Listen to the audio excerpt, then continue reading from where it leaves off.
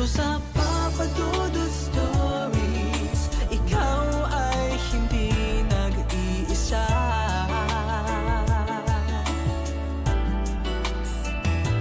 Dito sa Papa Dudut Stories, may nagmamahal sa'yo.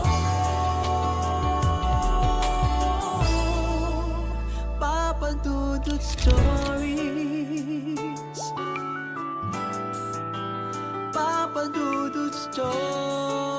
Dear Papa Dudut, sa lahat po ng mga nakatutok ngayon, huwag kalimutan na mag-like, mag-share at mag-subscribe. Nyctophobia. Ito ay isang matinding takot ng isang tao sa dilim o sa gabi. Dahil para sa kanya ang gabi ay nagiging puno ng lagim. Dahil pinamumugaran ito ng mga kampo ng dyablo. Bakit ko ito nasabi sa inyo? Dahil may kinalaman dito ang aking kwento para sa inyo. Siya nga pala ako si Endor, 32 years old at isang motovlogger na mahilig mag-explore ng mga liblib na lugar dito sa Pilipinas. Isa sa mga paborito kong puntahan ang mga baryo na bihirang marating ng tao malayo sa gulo ng lungsod. Tahimik at puno ng kwento. Pero minsan ang mga kwento ay hindi palaging masaya. Samantala nagsimula ang phobia ko sa gabi noong nasa kolehiyo pa lamang ako. Kasama ko ang mga kaibigan kong sina Lionel, Jessa at Krish. Napagkasunduan naming mag-camping sa Bukirin sa probinsya namin. Tahimik at payapa raw doon, sabi ni Jessa, na may kamag-anak malapit sa lugar. Dumating kami sa bukid bandang hapon.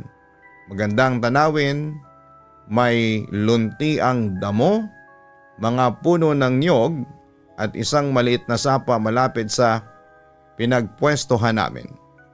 Habang nag-aayos ng tent ay narinig namin ang matanda sa bahay sa hindi kalayuan. Lumapit ito at nagpaalala. Huwag kayong masyadong mag-iingay sa gabi at kung may marinig kayong kakaiba ay huwag na lamang ninyong pansinin. Napangiti lang kami at nagpasalamat. Pero sa totoo lang ay medyo kinabahan ako. Napansin ko rin ang reaksyon ni Krish, parang hindi siya komportable sa sinabi ng matanda. Pagkaluto ng hapunan ay nagsimula na ang kwentuhan. Sari-saring katatakutan ang pinag-usapan namin. Sa kalagitnaan ng tawa at kwento ay biglang may narinig kaming kaluskos sa hindi kalayuan. Baka hayop lang, sabi ni Lionel, pero halatang pilit niyang pinapakalma ang sarili. Wala pang 5 minuto ay narinig namin ang tunog ng tila humahagod sa lupa. Parang may hinihila, mabigat at mabagal. Baka tao lang, bulong ni Jess at halos hindi marinig. Nagdesisyon kaming tingnan kung ano yon. Dala ang flashlight. Nang mailawan namin ang paligid, wala kaming nakita kundi mga puno at damo. Pero ang kakaiba, para bang mas lumamig ang hangin at may amoy na tila nabubulok na karne. Pagbalik namin sa camp ay napansin naming magulo ang mga gamit. Ang cooler namin ay puno ng pagkain, bukas na. At may mga kalat na buto ng manok sa paligid. Wala sa amin ang kumain noon. Habang nagkukumpuni kami ng mga gamit ay napansin ni Krish ang anino sa gilid ng kakahuyan. Matangkad payat at parang nakatungo. Nakatayo lamang ito at hindi gumagalaw. Nang sinikap naming silipin gamit ang ilaw ay bigla itong nawala. Umalis na kaya tayo? Bulong ni Jessa nanginginig. Pero hating gabi na at wala na kaming mapupuntahan. Pinilit naming magpahinga pero hindi pa man ako nakakatulog. Nang marinig ko ang kaluskos. Mas malapit na ngayon. Binuksan ko ang flashlight at doon ko nakita ang isang nilalang. Nakayuko, may mahabang kuko at mata na parang apoy. Gusto kong sumigaw pero natulala ako. Bigla itong napalingon sa akin at ngumisi. Ang ngipin nito ay matatalas at ang balat niya ay parang tuyong kahoy.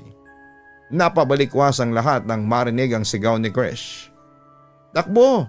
sigaw niya at doon nagsimula ang kaguluhan. Nang tumakbo na kami palayo sa campsite ay naramdaman namin na parang may sumusunod sa amin. Ang tunog ng yabag nito ay mabigat at mabilis. Tumigil kami sa isang malit na kubo sa dulo ng bukid, humihingal at takot na takot. Si Jessa nanginginig. Sinabing narinig ko sa mga matatanda, ganito ang ginagawa ng aswang.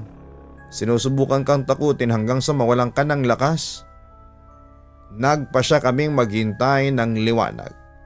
Nagdadasal na sana'y hindi na bumalik ang nilalang na yon.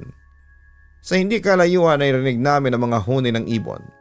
Pero hindi kami mapakali sa tunog ng halakhak na pumailan lang mula sa kakahuyan. Pagsikat ng araw, agad kaming bumalik sa bayan. Hindi namin muling pinag-usapan ang nangyari. Pero sa tuwing natutulog ako sa gabi ay hindi ko makalimutan ang itsura ng nilalang na yon.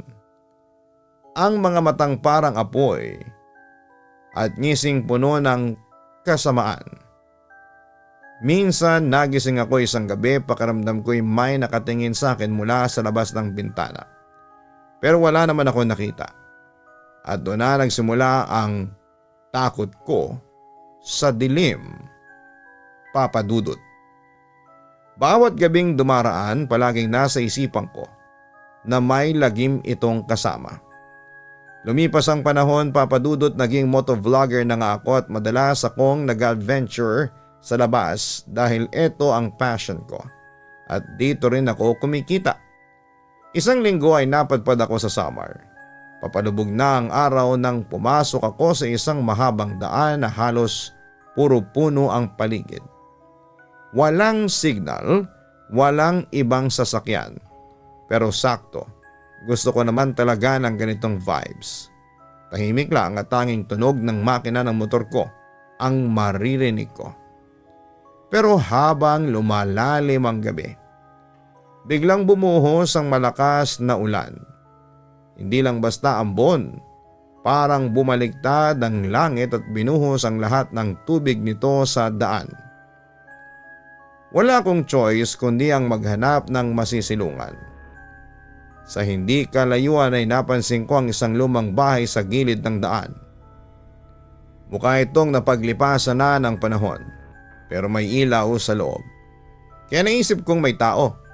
Tumigil ako, nagpatong ng kapote at kumatok.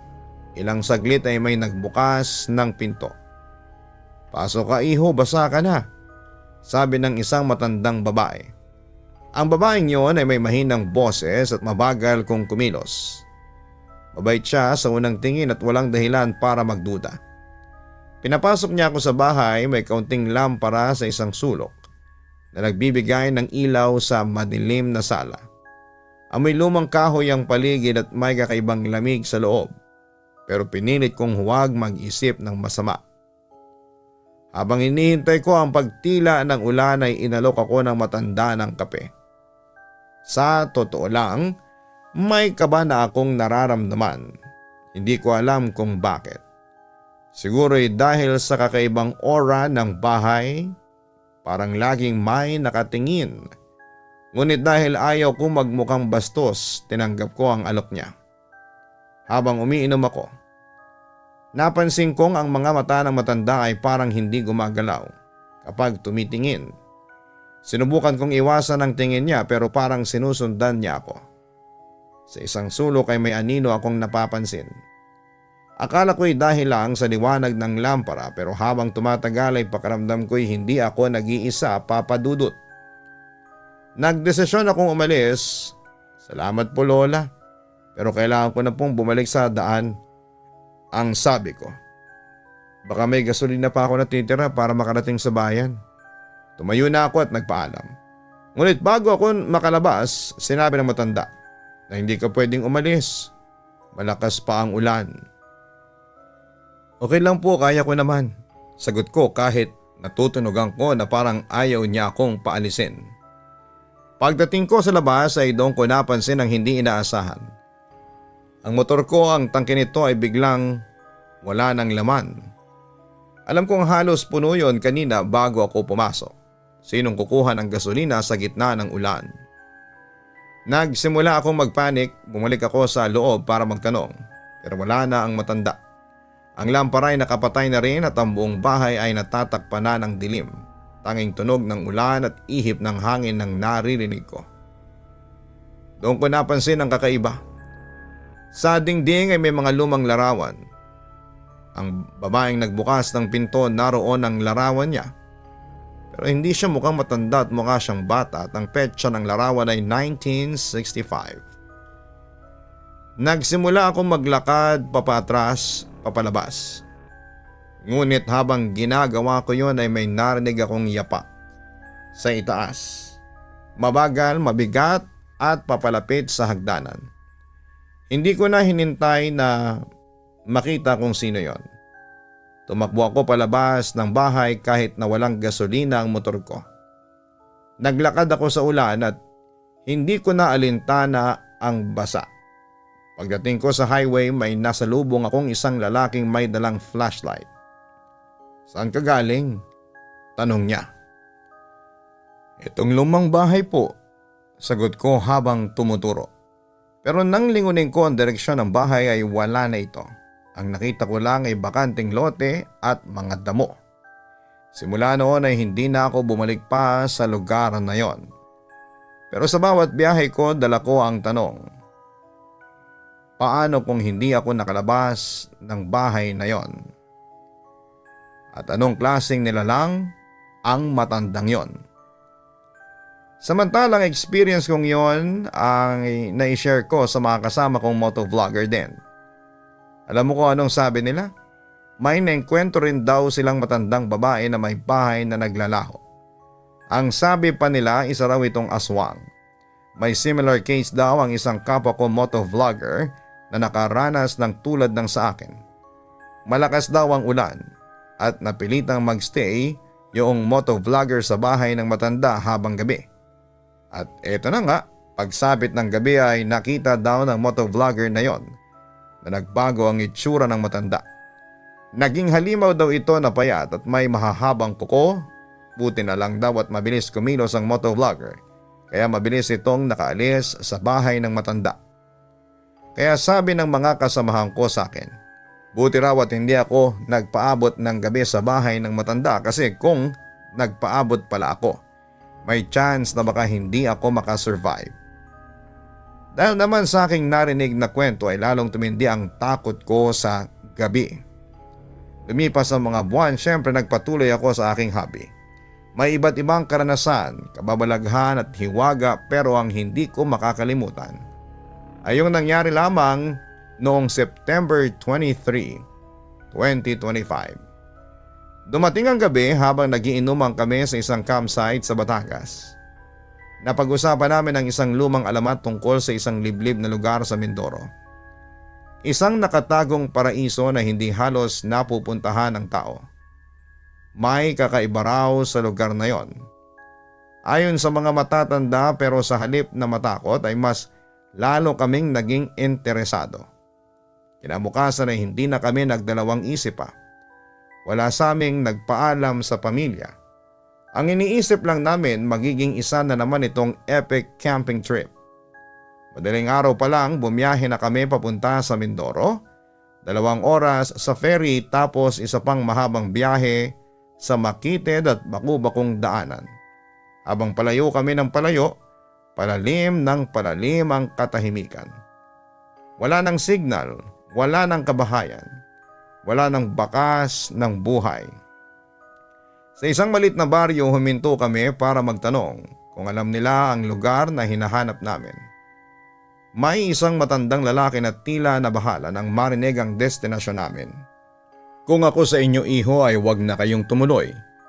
Marami nang nawala roon, wala nang bumalik." Nagkatinginan kami pero walang gustong umatras. Bakit po?" tanong ni Jetson. Tahimik lang ang matanda at parang may iniisip Maya-maya ay umiling siya. Basta umuwi na lang kayo. Pero Papa Dudut, matitigas ang ulo namin. Sa tulong ng isang bata sa baryo ay natunto namin ang isang lumang trail. Isang daang matagal nang hindi na ginagamit. Nagpatuloy kami. Matapos ng 2 oras ng paglalakad ay narating namin ang isang maliit na clearing malapit sa isang lawa. Napakaganda ng tanawin. Parang hindi pa nadadapuan ng tao.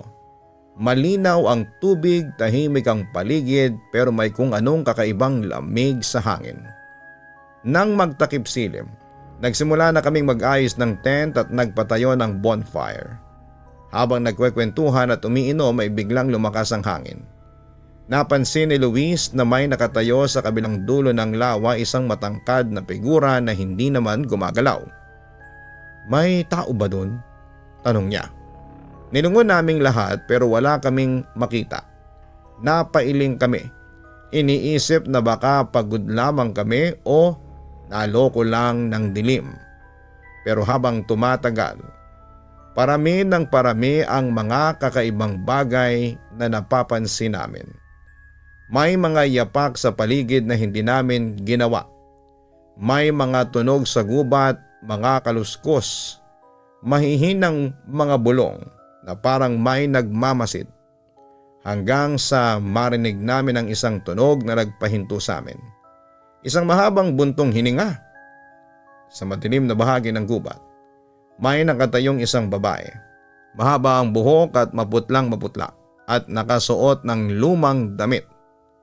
Nagkatinginan kami at walang gustong kumilos, walang gustong magsalita. Nanigas ang katawan namin, pero ang pinaka nakakatakot ay lumingon siya sa amin. Wala siyang mata. Puro itim lang ang nasa loob ng kanyang mga mata. Napabalikwas kami at mabilis na tinanggal ang tent. Tumakbo kami pabalik sa trail at parang hindi ito ang daan na dinaanan namin kanina. "Bakit parang paikot-ikot tayo?" hingal na tanong pa ni Mikey.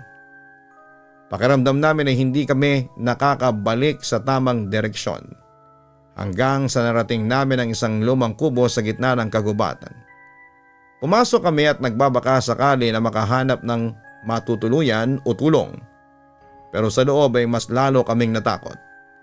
Mga lumang litrato ng iba't ibang mga tao, mga camper gaya namin, nakasabit sa dingding.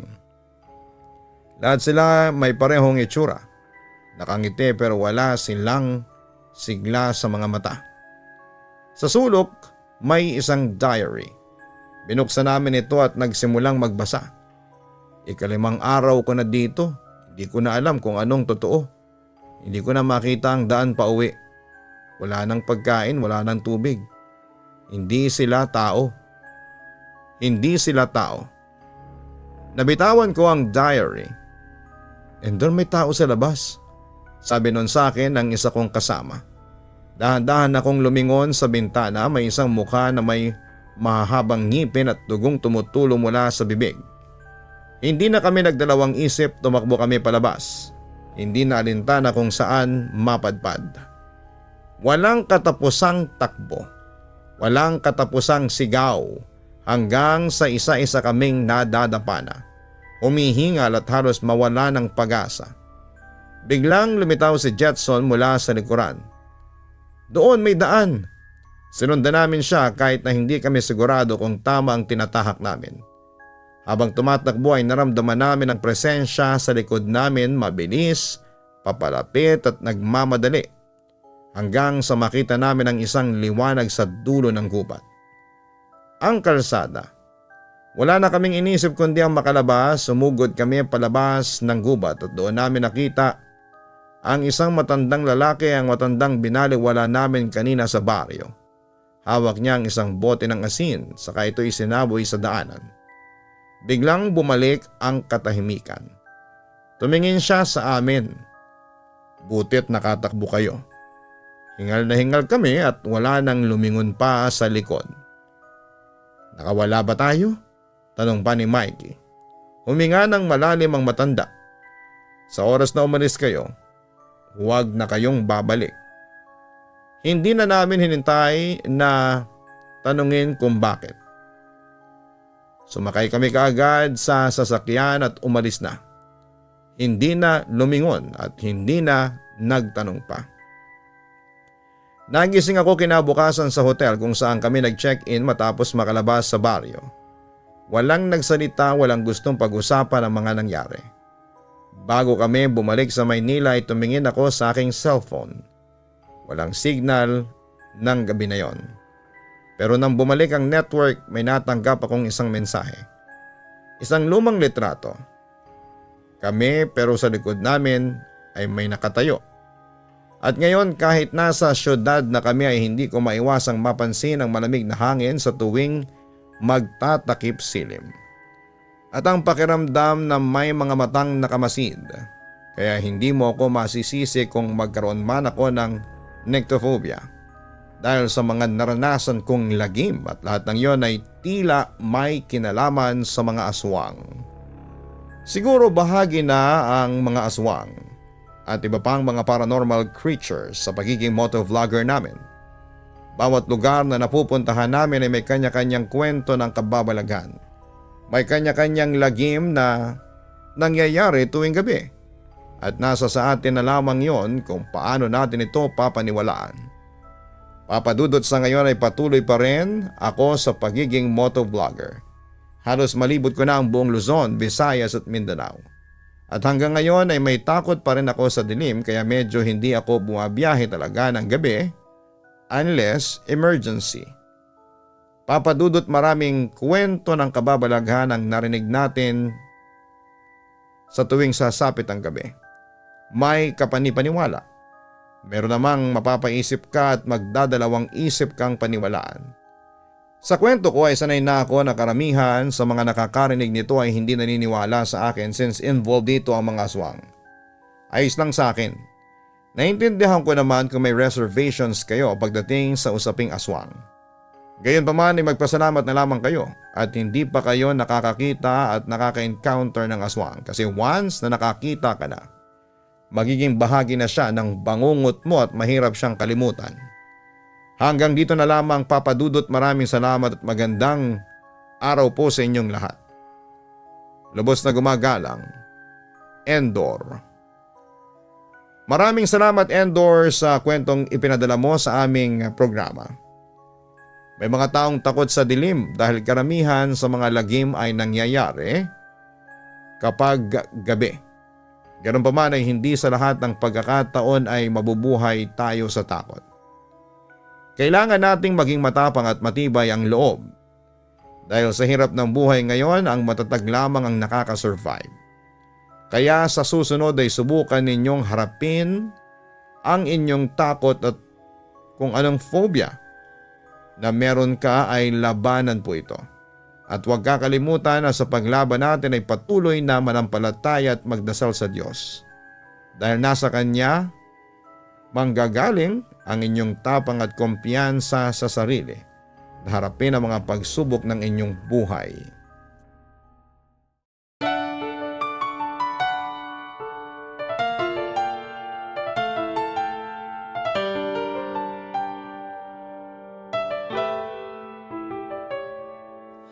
Ang buhay ay mahiwaga, laging may lungkot at saya.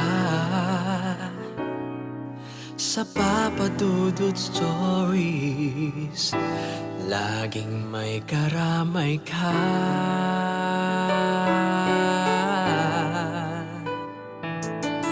Mga problemang kay bigat, dito ay pakikinggan ka. Sa Papa Dudut Stories, kami ay iyong kasama. Dito sa Papa Dudut Stories, ikaw ay hindi nag-iisa.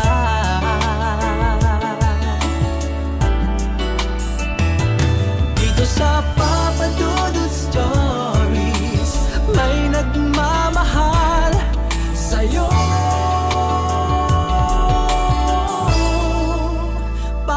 Dudut Stories.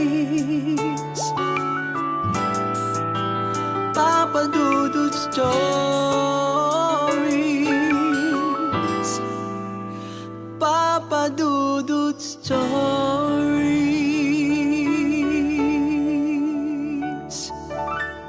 Dito sa Papa Dudut